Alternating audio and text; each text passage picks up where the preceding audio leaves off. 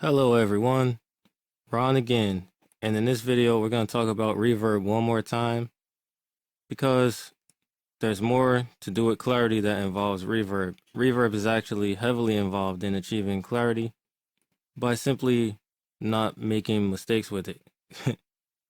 So let's get into it. In my notes, I'm going to name this video Standard Practice because it talks about different ways to avoid mud.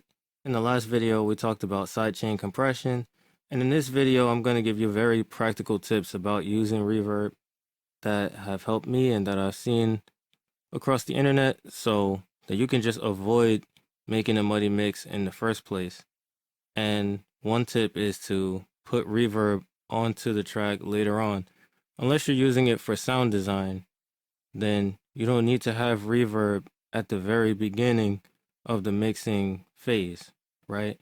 Because it's going to be there muddy and stuff, and you might just feel like, well, I don't know where this mud is coming from. You're not going to know if instruments are competing as dry instruments or if it's because there's reverb. So one practice that I have been implementing lately is to just put the reverb on a little bit later, because I compose all the stuff that I make from scratch. So because I do the sound design as well, I don't necessarily know what I'm going to end with, right? So it's common for me to make the drums and then to make some melodies and then have things that fill in, like pads and stuff.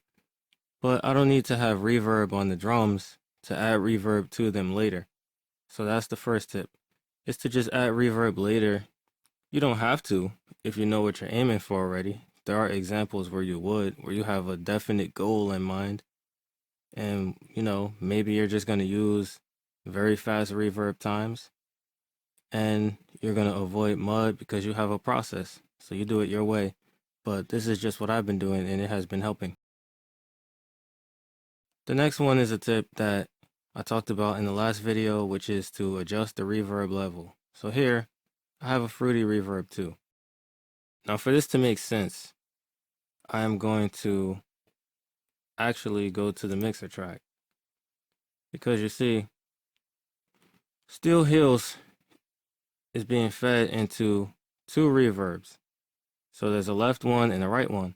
And those are being fed into a reverb bus. You know, so feeding these things to a bus is one way to avoid mud as well. So you can control the amount of reverb that is present versus the dry signal. But the point of making a bus or a send track is that you can control them independently. So you can affect just the reverb by itself. So in other words, I could stereoize the reverb or monoize it without doing the same to the sound. So I would separate them and then sort of put them back together in the master track, if you will.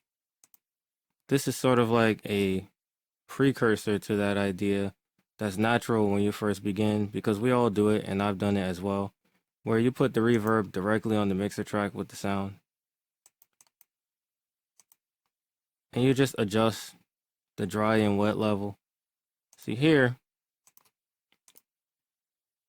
whoops, you're going to make it 100% wet and take the dry signal out because you only want reverb. But in the other instance, you're going to have the dry signal and you're going to have to put the amount of wetness that you want. Now, how does this relate?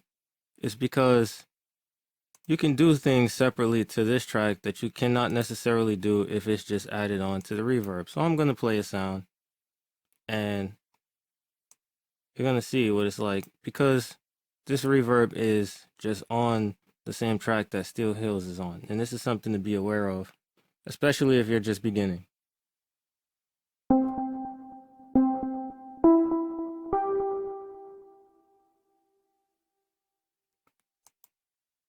Note, the reverb is still 2.9 seconds. So it could even be a little bit higher, actually. Now here's something that you don't hear. If I turn the wet noise up, 100%, listen to the mud.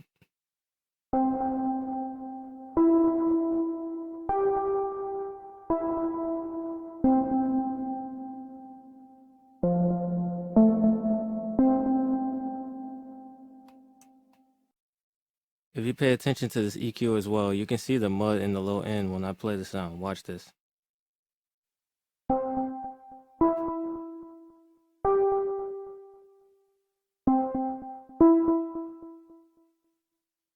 If you notice the frequencies that are down there, those frequencies are going straight through the reverb. And because it's on the same track, there's very little that you can do about it. So that would be one reason to use a reverb bus or a reverb send as a tool for clarity, because you could EQ that away. You know, you could use a filter and just get rid of that, because obviously if the wet knob is turned down and it's on the same track as whatever you're making, you're not necessarily going to hear that.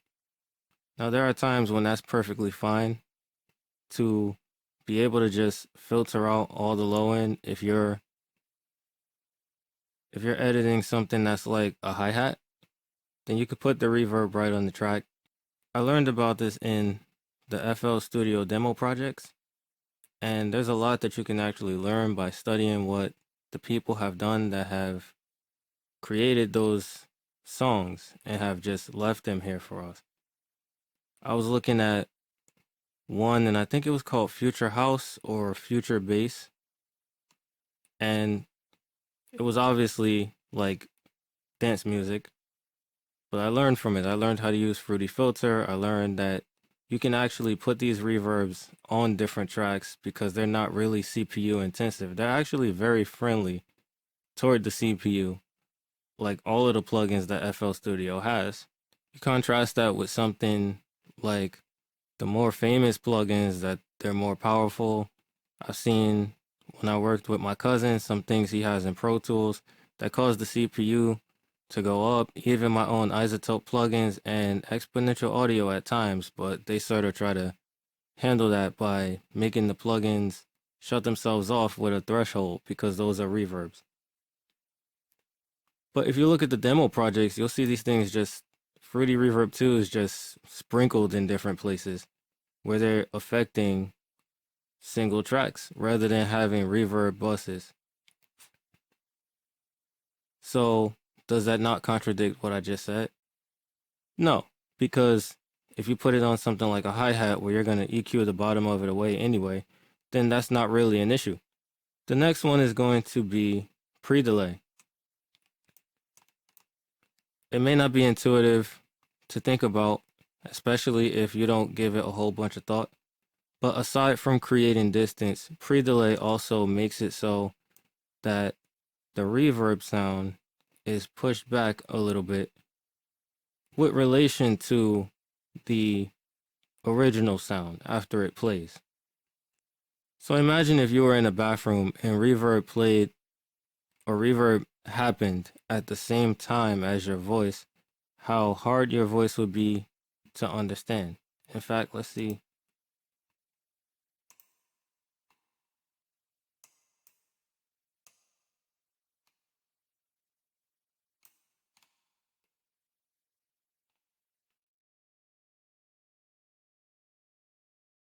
Listen,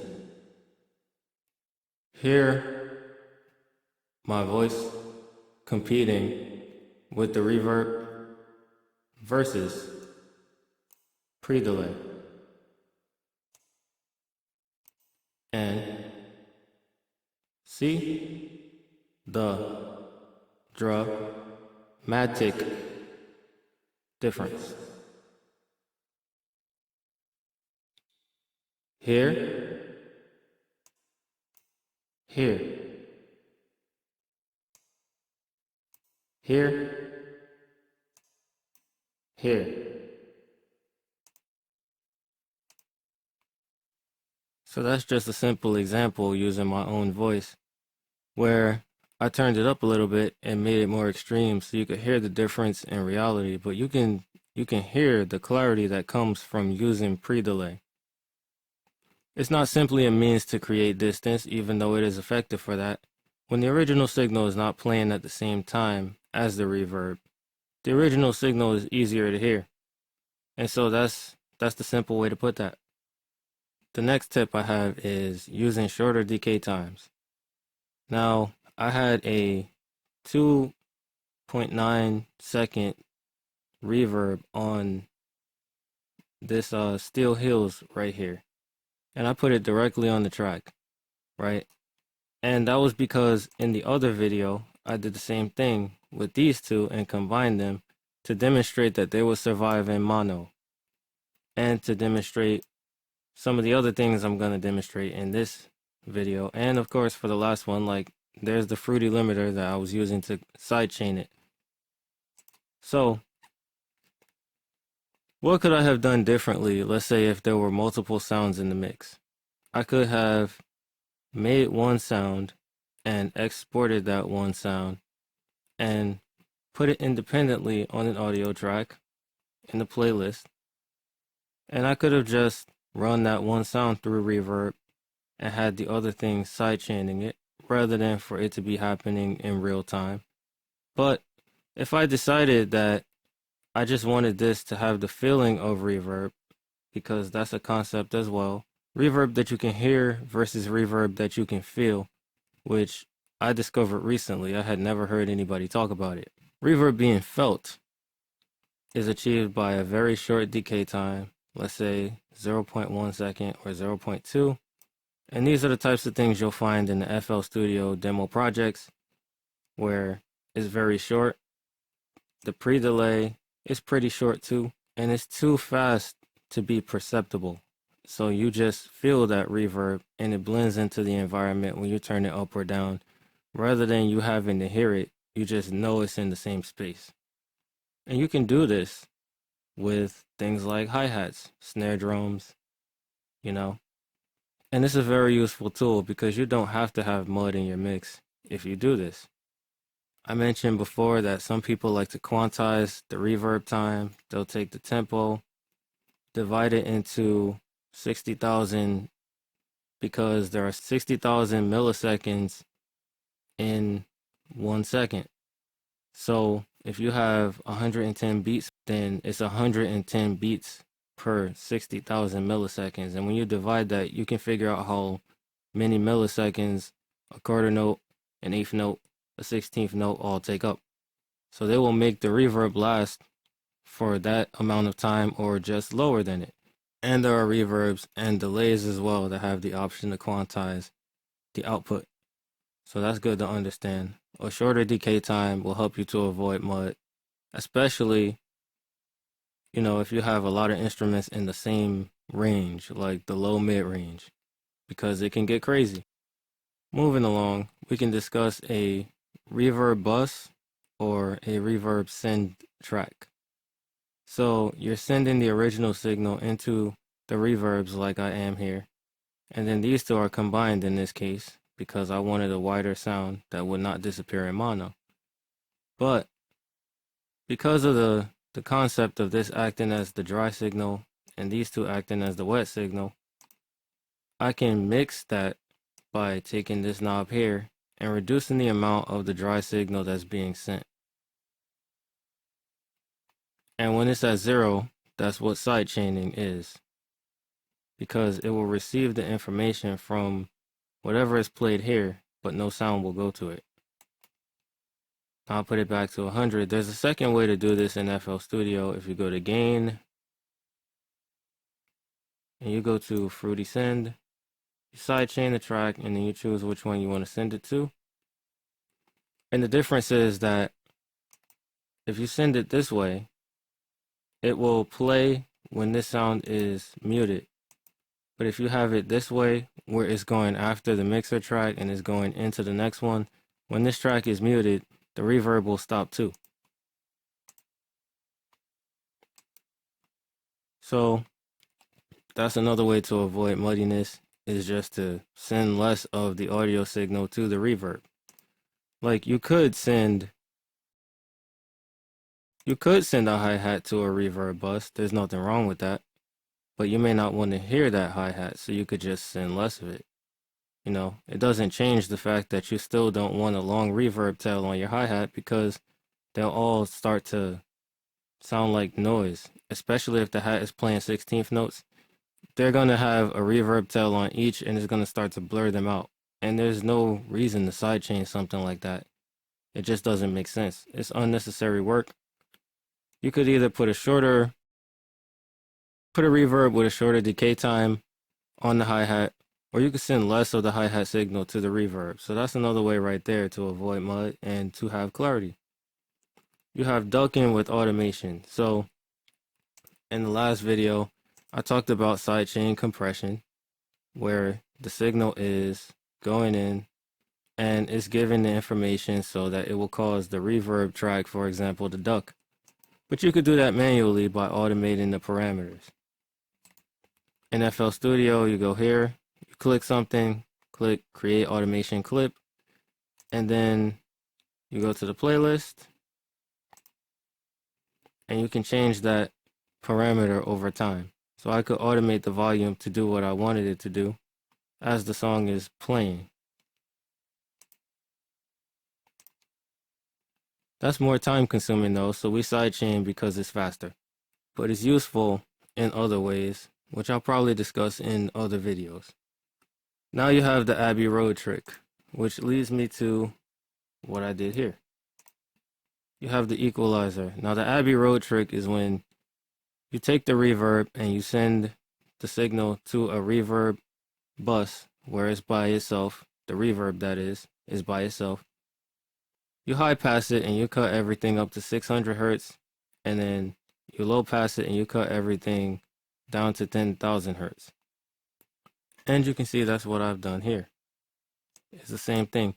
The Abbey Road trick, this is what they used at the famous Abbey Road studios that has all the chambers where they recorded things like the Beatles and orchestras, and they still make sample libraries that come out today. And they're ridiculously expensive because of the legendary status of this place. They would high pass up to 600, low pass to 10,000, roughly. And it sounds awesome. You know, it clears up the mix. It really does. I use the technique to make the sound that I demonstrated in the last video and in the video before. And the final thing is compression. Now, I don't have a technical reason for why this works, but when you compress reverb, for some reason, it works. It just sounds more clear. I tend to believe it's because of how we perceive audio. The reverb sounds closer, and so we perceive it to be brighter, or at least I do. I could just be speaking for myself, but for some reason, when I compress reverb, it just sounds way better, even without me having to turn it up. Even though in this case, did I turn it up? Yeah, I turned it up. I turned it up by 1 decibel. 1 decibel of makeup gain on the compressor. Had to take the reverb off of that track so that that reverb is not feeding into this reverb, because then it will sound different. I'll take Neutron 3 elements, and the same sort of thing is happening in this parametric EQ too. It's just that I noticed it right before making the video that I wanted more clarity, so I opened Neutron 3 elements. Another thing you could do to reverb is to add excitement, because it will produce more upper harmonics and it will sound more clear for that reason too, though I elected not to do that in this one because of there being resonances. So you see these dips? I was playing keys and notes, and I noticed that there were resonances in the reverb and they did not sound pleasant, so I removed them before making the video. That's why you see dips here, and if I play the sound and then I bypass it, you can hear the difference in character that the reverb has. So let's do that.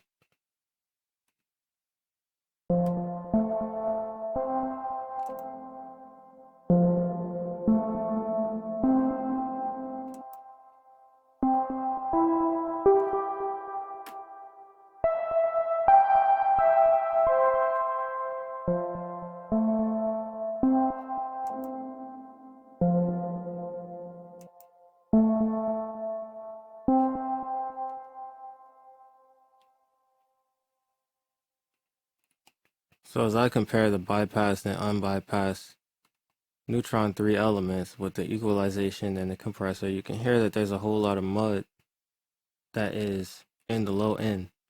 And this Abbey Road trick that I performed on it, it clears all of that up, you know, and it brings it to the point where you're hearing the reverb in focus where it's supposed to be heard, and it's compressed so it sounds more even, you know. So those are practical things that you can do that will help you to achieve clarity using reverb.